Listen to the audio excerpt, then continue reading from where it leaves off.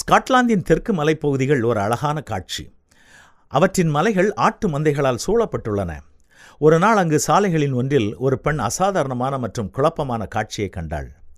ஒரு மேய்ப்பன் மலையடி வாரத்தில் நின்றான். அவனுடைய மந்தை விலகிச் சென்று சாலையின் குறுக்கே சென்று கொண்டிருந்தது.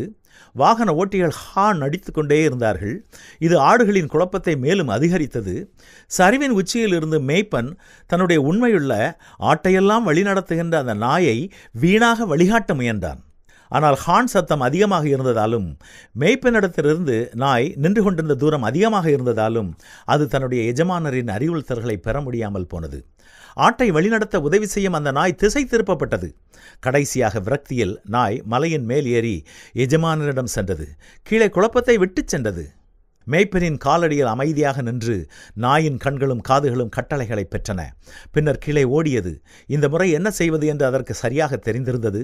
விரைவில் அது ஆடுகளை சேகரித்து சாலையிலிருந்து பாதுகாப்பாக விலக்கியது. கிறிஸ்துவை பின்பற்றுபவர்களாக இருப்பவர்கள் சில நேரங்களில் உலகத்தின் கவனச் சிதறல்களால் நாம் எவ்வளவு விரைவாக நம்முடைய திசை உணர்வை இழக்க நேரிடுகிறது இல்லையா? பூமிக்குரிய செயல்பாடுகளின் சத்தம் நம் இரட்சகரின் குரலை மூழ்கடிக்கிறது. அப்படி என்றால் இன்று நமக்கு என்ன தேவை?